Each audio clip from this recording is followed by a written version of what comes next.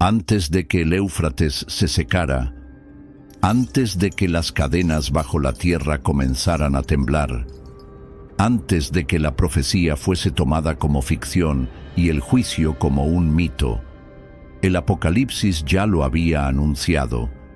Está allí, en el capítulo 9, versículo 14. Un momento tan sobrecogedor, tan definitivo, que los mismos cielos guardan silencio. Liberen a los 4 ángeles que están atados junto al gran río Éufrates.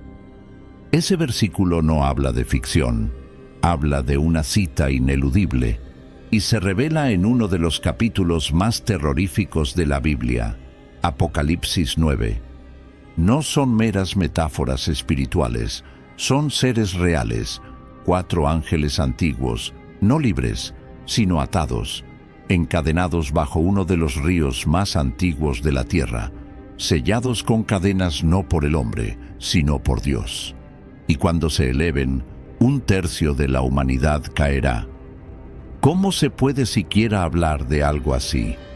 ¿Cómo se comienza a comprender una profecía tan pesada, tan oscura, que el mismo Dios la retuvo para una hora específica, un día específico, un mes específico y un año específico? Y lo que la hace aún más aterradora es que su prisión no está en los cielos, está bajo nosotros, bajo el Éufrates, bajo el suelo, el tiempo y la historia. ¿Podrían las cadenas ya estar aflojándose? Verán, estos no son demonios desbocados causando estragos, son algo mucho más antiguo, más inteligente, más devastador. Una vez fueron gloriosos, creados para la santidad, diseñados para reflejar el poder y la majestad de Dios, pero cayeron, y cuando lo hicieron, los cielos temblaron, la tierra se resquebrajó y se desató un juicio sin precedentes. No destrucción, no exilio, sino encarcelamiento. No fueron destruidos, fueron retenidos. Y la pregunta que persigue a todo creyente que lee esta profecía no es solo por qué fueron atados, es por qué Dios planifica soltarlos. ¿Qué tipo de juicio es este? ¿Qué clase de justicia exige el retorno de una destrucción contenida? ¿Es castigo o preparación? Esto sí lo sabemos. Cuando suene la trompeta, estos 4 ángeles se alzarán, y con ellos vendrá un juicio tan vasto que 1/3 de la humanidad será arrasado. 1/3, no por una bomba nuclear, no por una plaga, sino por 4 seres que Dios mismo ató y esperó liberar. Entonces, ¿por qué ellos? ¿Por qué ahora? ¿Por qué el Éufrates? Y si no se trata solo del fin, y si se trata de entender quiénes son realmente estos ángeles, de dónde vinieron, y qué revela su caída sobre nuestra propia guerra espiritual, porque lo que estás a punto de escuchar puede no solo cambiar cómo ves el Apocalipsis, puede cambiar cómo ves tu lugar en la batalla final que se acerca. Para descubrir la verdad, recurriremos no solo a la Escritura, sino también a uno de los textos más antiguos y misteriosos jamás escritos, el libro de Enoc. Comencemos, mucho antes de que las cadenas tintinearan bajo el Éufrates, antes de que los ángeles fueran atados en tinieblas, solo existía la luz. El libro de Job, capítulo 38, versículo 7, lo susurra así: cuando alababan todas las estrellas del alba y se regocijaban todos los hijos de Dios. La creación no fue silenciosa, fue una sinfonía, y los primeros en cantar no fueron hombres, sino ángeles, seres celestiales tejidos de fuego, luz y propósito. No eran simples mensajeros, eran los arquitectos del orden, los vigilantes del tiempo, los ejecutores de la voluntad divina. El cielo tenía jerarquías, y en ellas se movían multitudes, serafines que ardían en adoración, querubines que custodiaban lo sagrado, arcángeles que lideraban con poder, y vigilantes asignados a observar y proteger. Pero por encima de todo, su esencia era la obediencia. Cada aleteo resonaba en su misión, cada palabra llevaba santidad, no porque fueran autómatas, sino porque comprendían quién es Dios. Existían no para cuestionar, sino para reflejar su gloria. Y en esa gloria había perfección. Algunos custodiaban el trono, otros llevaban mensajes a través de los reinos, y otros, como Miguel, se mantenían como guerreros celestiales, espadas listas, siempre firmes. Su fuerza no estaba solo en el poder, sino en la alineación. El ejército del cielo era uno solo porque cada ser ardía con una misma llama, devoción. Pero el poder, el verdadero poder, siempre conlleva un riesgo, porque ser confiado con autoridad celestial también significa tener la capacidad de rebelarse contra ella. Y esa es la tragedia de todo esto. Estos seres no fueron corrompidos desde abajo, no fueron tentados por carne, fama o riquezas. Su caída comenzó en los mismos pasillos del cielo, entre aquellos que alguna vez gritaron de gozo, y quizá por eso sigue resonando hoy en los corazones de los creyentes, porque sabemos, muy en lo profundo, que incluso lo más hermoso puede caer, si el orgullo entra en el corazón. Antes de que Lucifer se rebelara, antes de que Seamyasa hiciera su juramento, antes de que 4 ángeles fueran encadenados bajo un río, una grieta comenzó en el cielo. No se vio, no se nombró, no fue repentina, pero entre estos seres radiantes se gestaba una tormenta. Una pregunta empezaba a surgir, una que cambiaría el cielo y la tierra para siempre. ¿Qué pasaría si el que fue creado para servir deseara reinar? Y en esa pregunta una oscuridad empezó a tomar forma, porque toda rebelión comienza con un susurro, a veces incluso en el coro de los ángeles.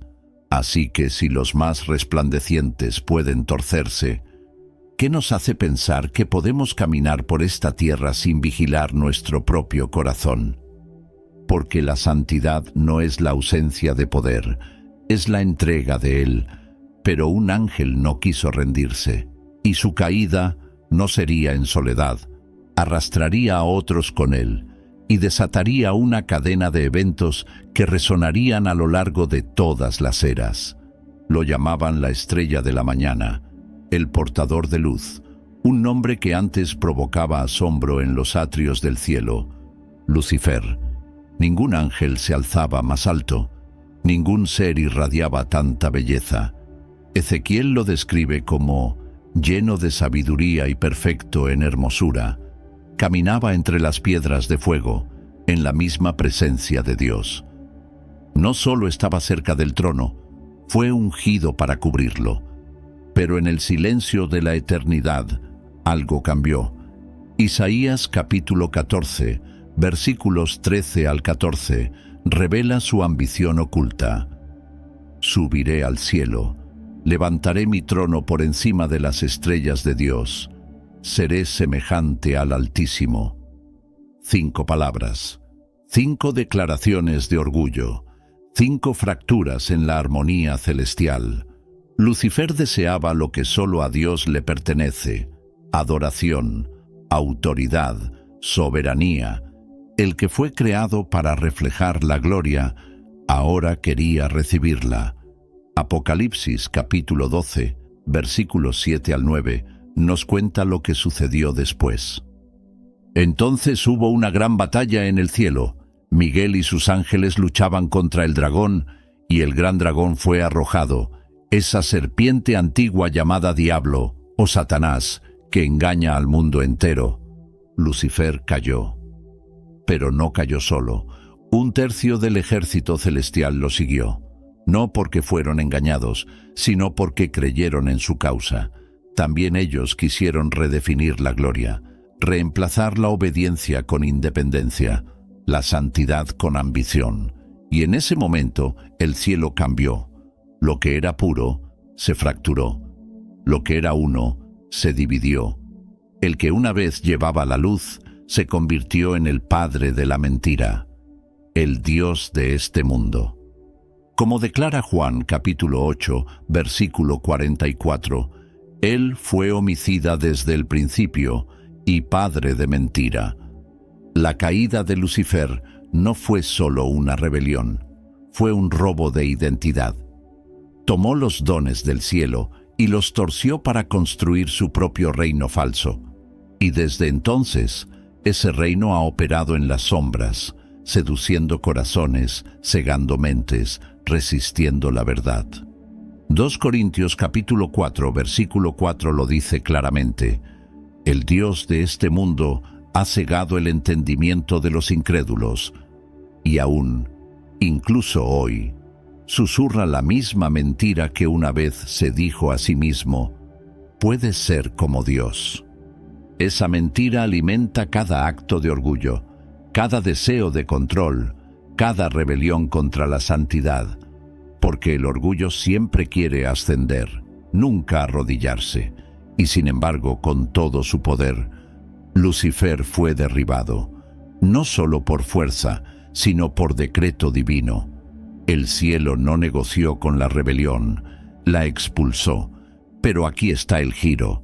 Lucifer no fue el único, y la siguiente caída sería aún más oscura, porque el próximo grupo de ángeles no solo desafiaría a Dios en pensamiento, corromperían el mismo orden de la creación, no en el cielo, sino en la tierra, y su pecado sería tan catastrófico, tan antinatural, que ni siquiera el infierno sería castigo suficiente.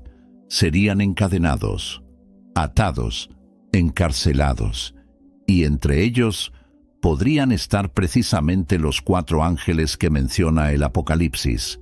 Hay un momento en la historia bíblica donde el cielo y la tierra chocan de la manera más perturbadora, cuando los ángeles cruzaron una línea que jamás debieron tocar. Génesis capítulo 6, versículos 1 al 4, lo registra como una sombra deslizándose hacia la luz. Los hijos de Dios vieron que las hijas de los hombres eran hermosas y tomaron para sí mujeres, escogiendo entre todas. En aquellos días había gigantes en la tierra y también después. ¿Quiénes eran estos hijos de Dios? No eran profetas, no eran hombres, eran ángeles, seres celestiales conocidos como vigilantes, enviados para observar a la humanidad, guiarla, protegerla. Pero algo sucedió.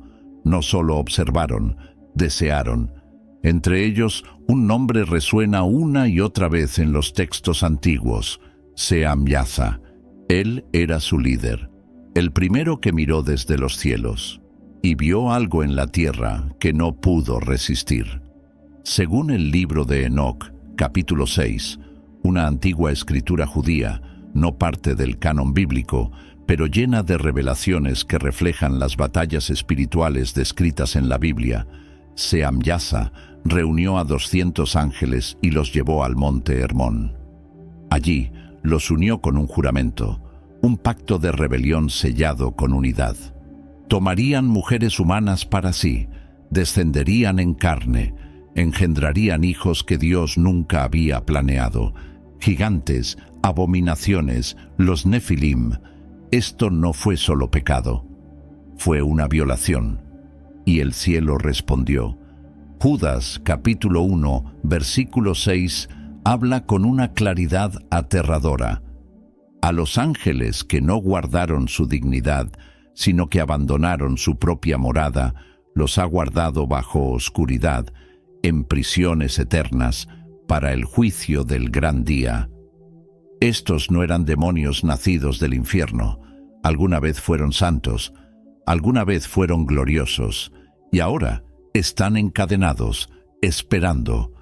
¿Podría ser que Seam-Yaza sea uno de los 4 atados bajo el Éufrates? ¿Podría su rebelión ser la razón por la cual Dios colocó una prisión no en las estrellas, sino bajo el río? Porque esta no fue una rebelión común, no fue solo orgullo, fue contaminación. Introdujeron conocimiento prohibido, Enseñaron a los hombres hechicería, guerra, vanidad. Distorsionaron la imagen de Dios en la humanidad al mezclarla con lo antinatural. Corrompieron las mismas líneas de sangre humanas.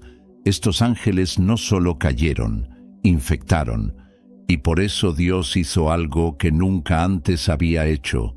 No los mató, no los desterró, los encadenó.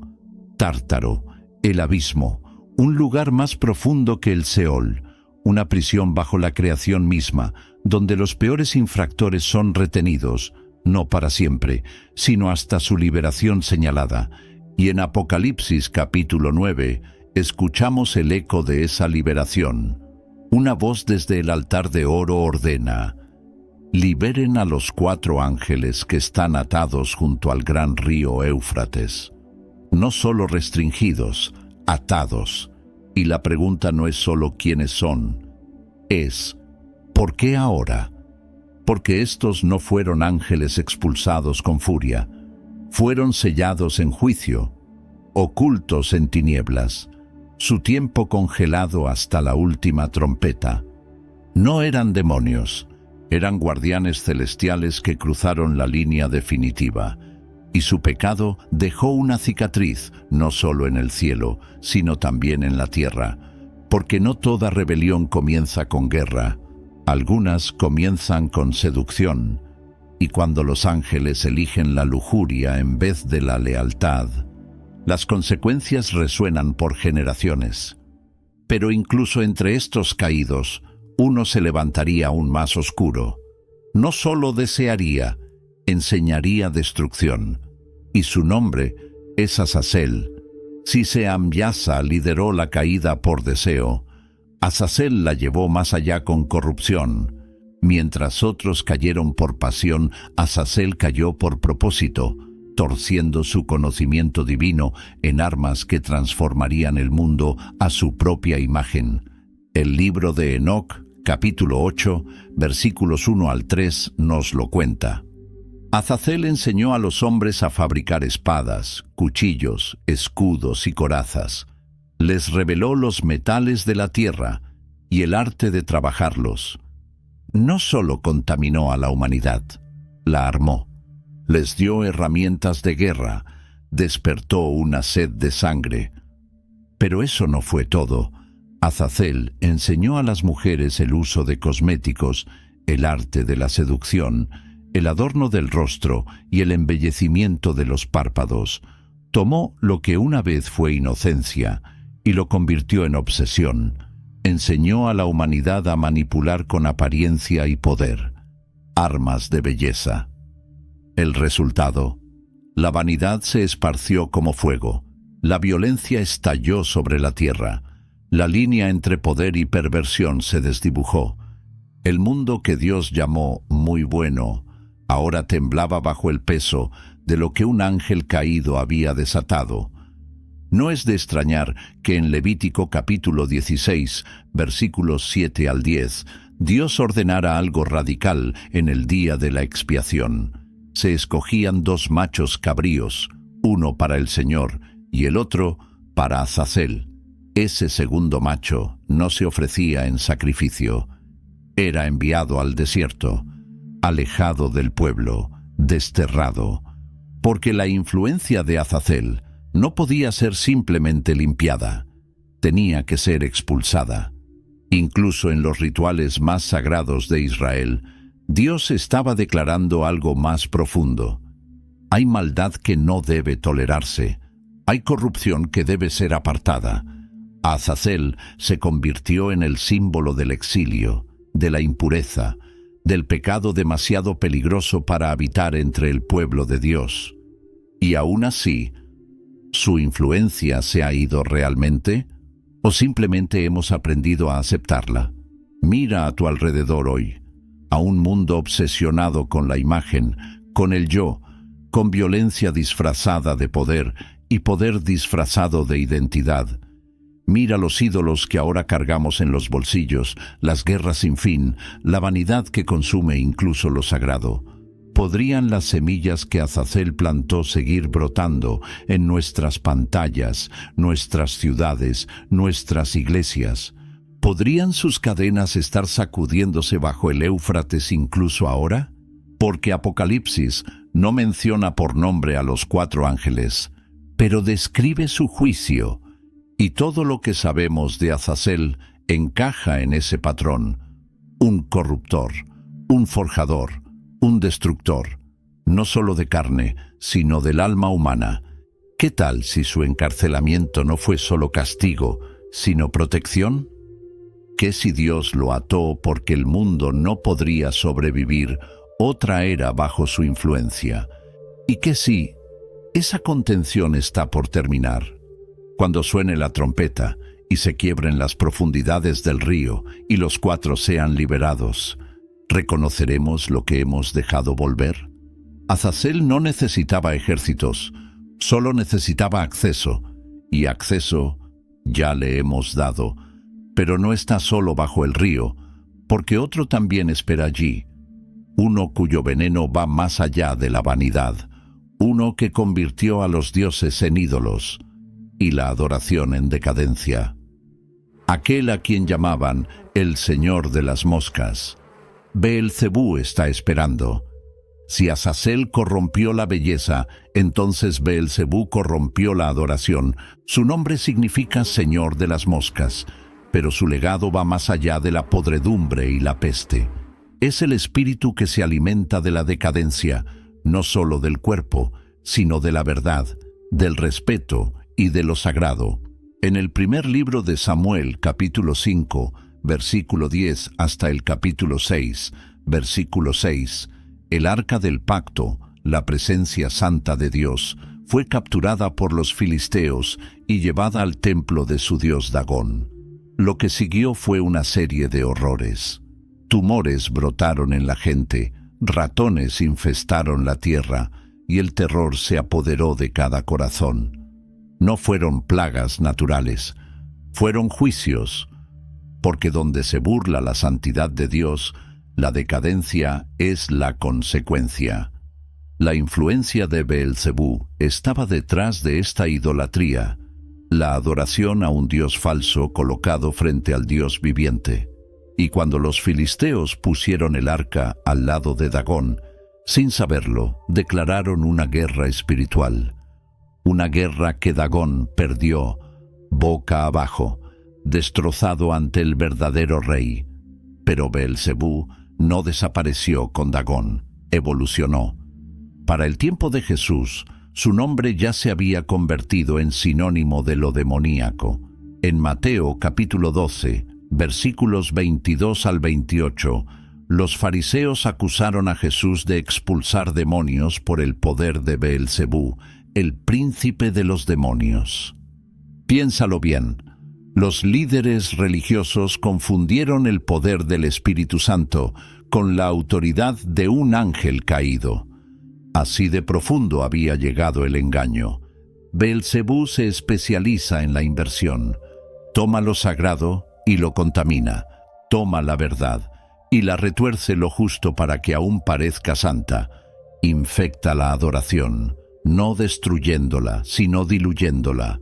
Reemplaza el sacrificio por comodidad, el respeto por rutina, a Dios, por dioses de conveniencia, y la humanidad cae, una y otra vez. ¿Por qué? Porque los dioses falsos son más fáciles. Exigen menos santidad y ofrecen más control. No confrontan, no piden arrepentimiento, solo exigen tu silencio. Pero la verdad sigue siendo esta. Los dioses falsos no se apaciguan, solo exigen más. Y esa es la tragedia del legado de Beelzebú. No solo la peste o los ídolos, sino el engaño que lleva a las personas a confiar en aquello que nunca podrá salvarlas. Él no necesita ser visto, solo necesita ser creído. Entonces, ¿podría ser uno de los 4? ¿Podría el Señor de la decadencia estar encadenado bajo el Éufrates esperando su liberación final? Si es así, su regreso no vendrá con fuego, sino con sutileza. Corromperá corazones, contaminará la adoración y alejará a millones de la verdad, mientras creen que aún caminan en ella. ¿Y no es esa la forma más peligrosa de oscuridad? No la que asusta, sino la que se siente como luz. Entre los 4 ángeles, si Beelzebú se levanta, no rugirá, susurrará, imitará, invadirá templos, iglesias, hogares, y lo llamará paz. Y para cuando el mundo se dé cuenta de lo que ha recibido de nuevo, podría ser demasiado tarde. Pero incluso ahora, oculto en el simbolismo del Apocalipsis, hay una pista, algo extraño, algo sagrado. No se trata solo de 4 seres caídos, sino del número mismo, porque ese número guarda el próximo secreto. ¿Por qué 4? ¿Por qué eligió Dios ese número para la liberación final? Porque en la Escritura nada es al azar, ni siquiera el número de ángeles que Él retiene.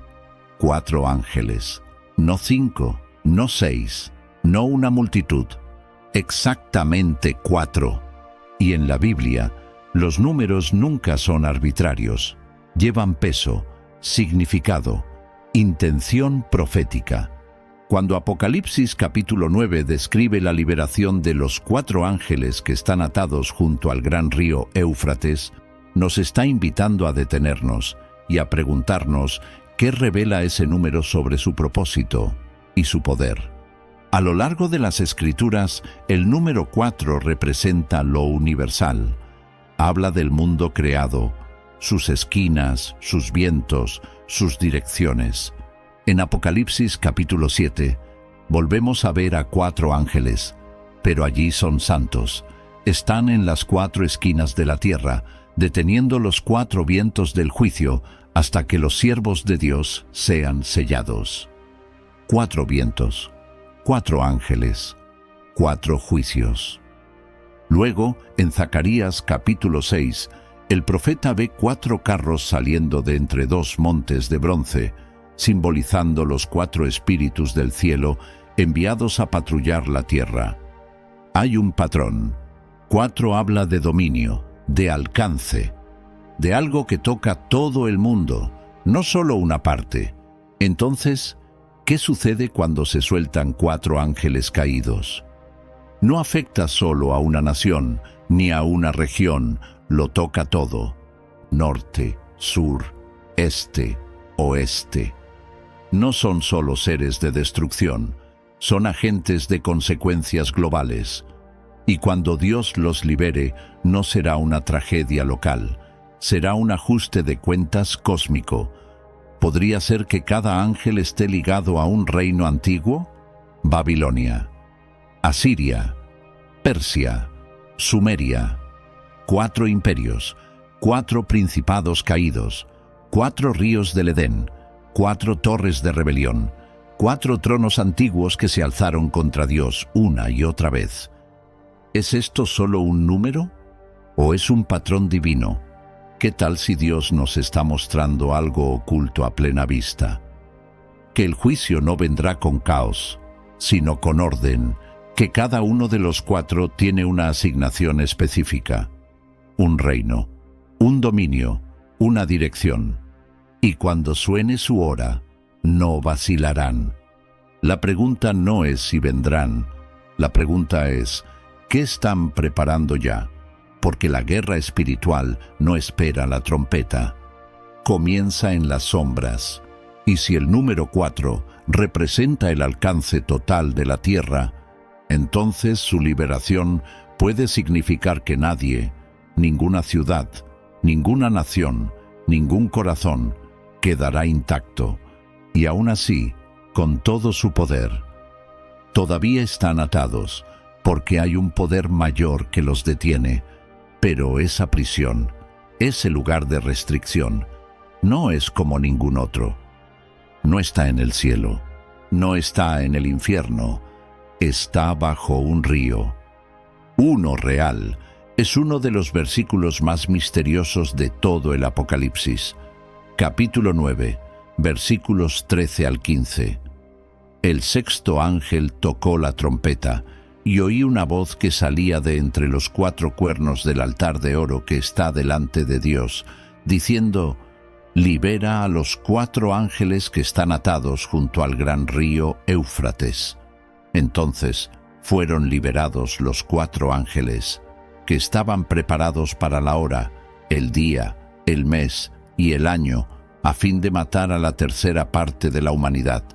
Esto no es simbólico, no es poesía, es una orden real, hablada desde el altar del cielo, sobre seres reales que están atados en un lugar real, el Éufrates, no suspendidos en espíritu, no vagando invisibles, sino restringidos, encerrados, encarcelados. Y la ubicación importa, porque el Éufrates no es cualquier río, es la cuna de la civilización, el borde del Edén, el lugar donde surgieron reinos, Babilonia, Asiria, Persia, donde la sangre fluyó en guerra y la gloria se desvaneció en juicio. En Génesis, el Éufrates marcaba el límite del paraíso. En Apocalipsis, se convierte en el umbral de la ira. Es como si la historia de la humanidad comenzara y terminara en el mismo río. ¿Pero qué hay debajo? 2 Pedro, capítulo 2, versículo 4, nos da una pista. Porque si Dios no perdonó a los ángeles que pecaron, sino que los arrojó al Tártaro y los entregó a prisiones de oscuridad para ser reservados al juicio. Tártaro, una palabra que solo se menciona una vez en el Nuevo Testamento.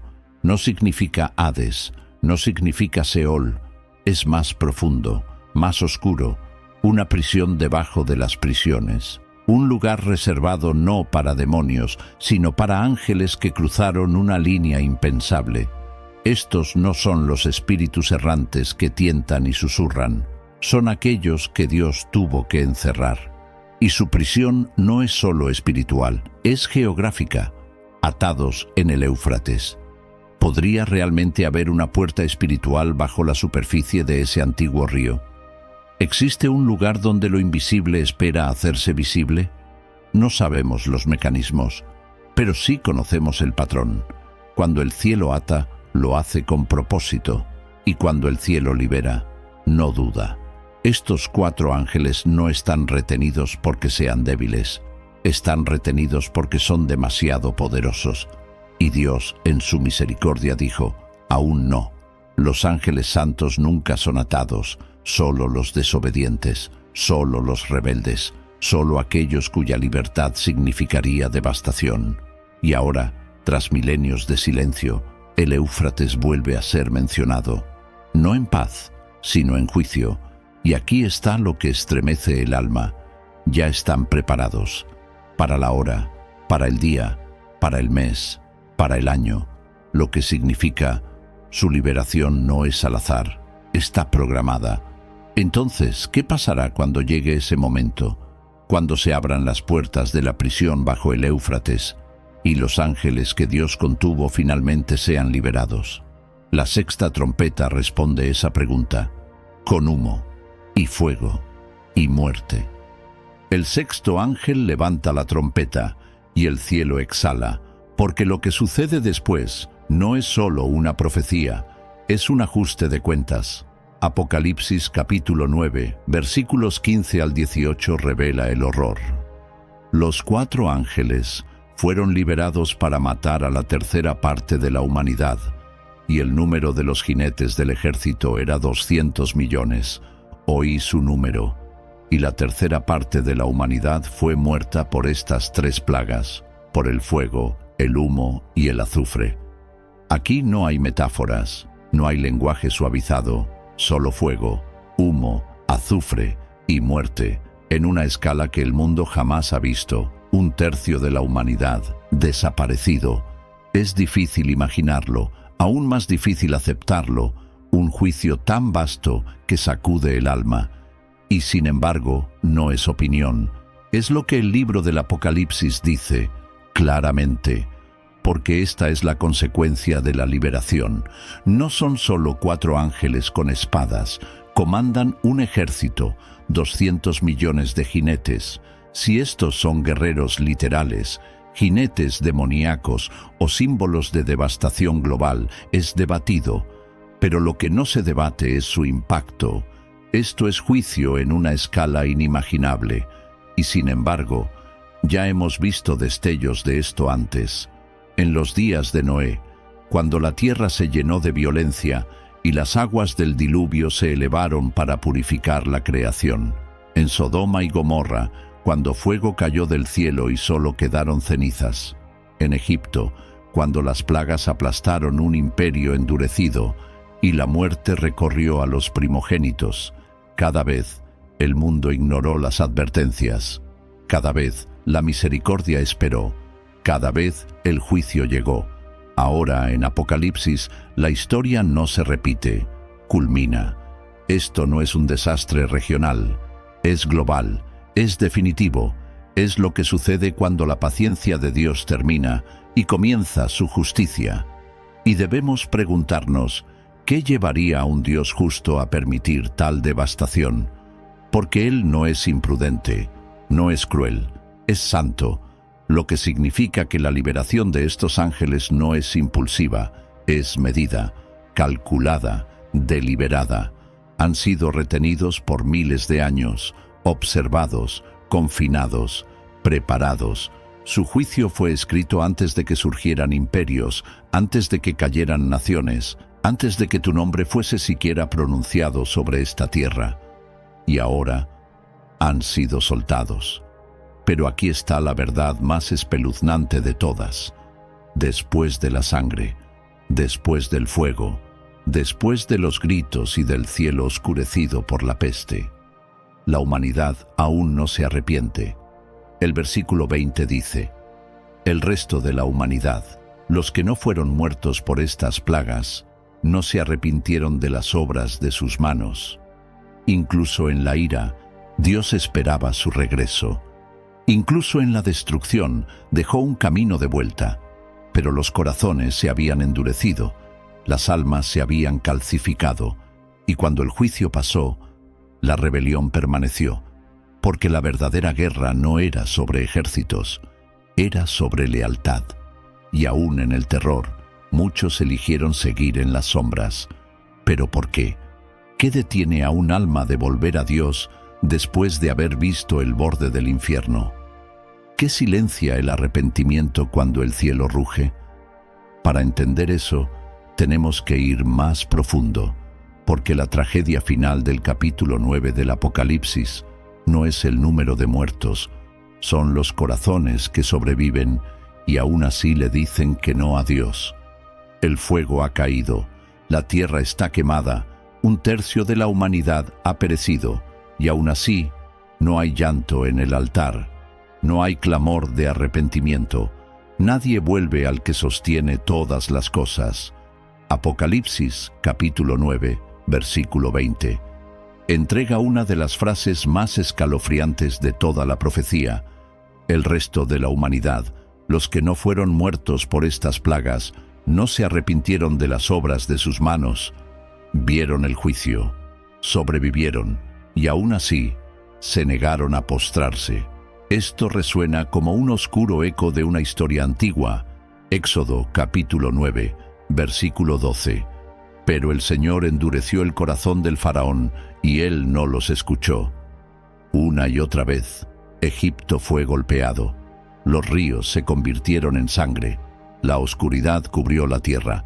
Los primogénitos fueron arrebatados, y aún así, el faraón apretó los puños. Su orgullo era más espeso que el humo que llenaba su cielo. Y ahora, en los días finales, la humanidad refleja al faraón. No importa la pérdida, no importa el terror, no importa la inconfundible mano de Dios moviéndose sobre el mundo, no se arrepentirán. ¿Por qué? Porque el juicio por sí solo no puede cambiar el corazón. El miedo puede quebrar el cuerpo, pero solo el amor rompe las cadenas del orgullo. Y el mundo se ha enfriado, tan frío que ni la trompeta más fuerte puede sacudirlo. Y nosotros, los que leemos estas palabras, debemos hacernos una pregunta aterradora. ¿Cuántas advertencias necesitamos antes de rendirnos? porque las señales ya no están distantes, no están enterradas en pergaminos, ni limitadas a visiones, están a nuestro alrededor, dentro de nosotros, llamándonos de regreso, y aún así demoramos, nos aferramos a la comodidad, a los ídolos, al control, igual que ellos. Pero aquí está lo desgarrador. La misericordia todavía estaba allí, incluso después de la matanza, incluso después del humo. Todavía había tiempo, todavía quedaba una chispa de gracia, pero no la tomaron, porque cuando el orgullo ha echado raíces profundas, incluso la voz de Dios puede parecer solo ruido. Y si estos versículos finales nos enseñan algo, es esto: el juicio puede venir con furia, pero el arrepentimiento debe venir por elección, y esa elección es nuestra. Porque esta historia no se trata solo de ellos, se trata de nosotros y de lo que haremos ahora, antes de que suene la última trompeta, antes de que el río se rompa una vez más y antes de que los 4 ángeles sean liberados por completo. Porque si esta profecía tiene un latido, no es ira, es advertencia. Es fácil mirar cómo se desarrollan estas profecías y pensar: esto es sobre el futuro, esto es sobre el mundo, esto es sobre ellos. Pero, ¿y si la historia de los 4 ángeles no es solo apocalíptica? ¿Y si es personal?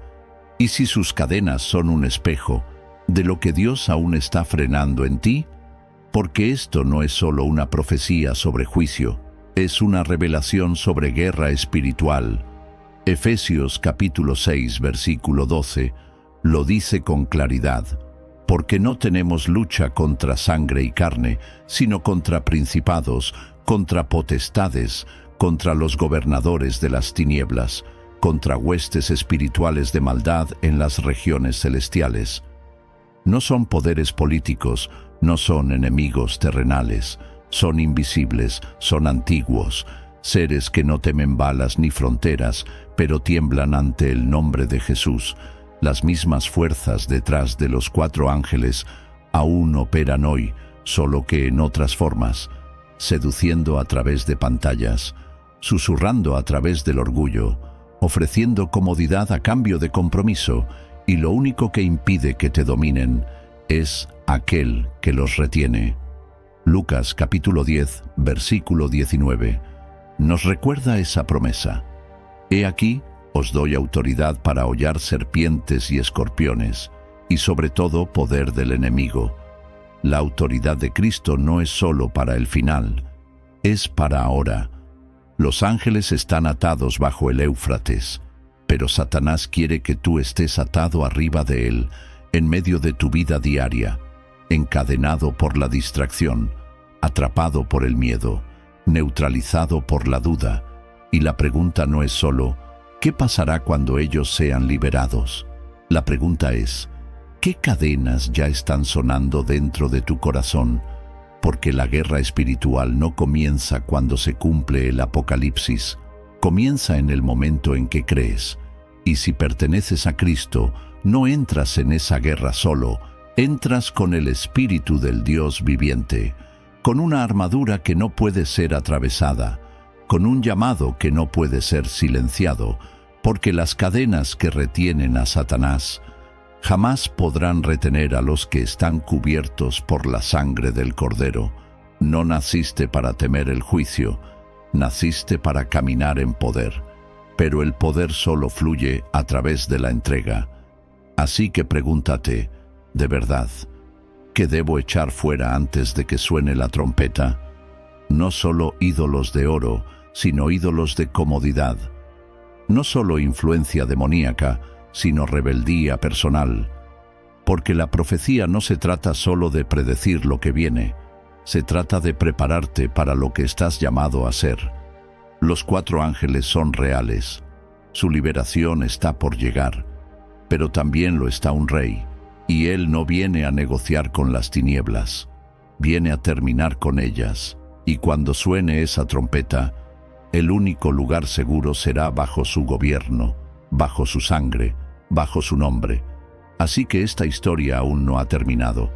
Pero el momento para decidir dónde estarás es ahora. Serán liberados. Eso no es especulación, no es mito, no es una metáfora religiosa. Es escritura. Está sellado. Los 4 ángeles atados junto al gran río Éufrates, encadenados por el mismo Dios, no han desaparecido para siempre. Están esperando por una hora, un día, un mes, un año, y cuando llegue ese momento, nada en la tierra podrá detenerlos. 1/3 de la humanidad caerá, no porque Dios haya olvidado la misericordia, sino porque el mundo la rechazó. Esto no se trata de miedo, se trata de verdad, y la única pregunta ahora es esta: ¿estarás listo? Listo, no con planes de supervivencia, sino con un corazón rendido. Listo, no con argumentos, sino con armadura. Listo, no con miedo, sino con fe. Porque esta profecía no es solo una revelación de lo que viene, es una invitación a prepararte ahora, a desechar los ídolos, a romper las cadenas ocultas, a caminar en la autoridad que solo Cristo puede dar. Si este mensaje abrió tus ojos a una verdad que nunca habías visto, compártelo, porque alguien que conoces aún podría estar dormido. Déjanos un comentario y dinos qué parte de esta profecía te estremeció más. Y por encima de todo, prepárate, porque el río se secará, la trompeta sonará, y cuando se rompan las cadenas, solo un nombre quedará por encima de todo: Jesús. Si quieres seguir explorando las profecías ocultas de la Escritura y lo que significan para tu vida hoy, suscríbete, mantente conectado, mantente firme, porque esto no es el final, es el comienzo de tu despertar.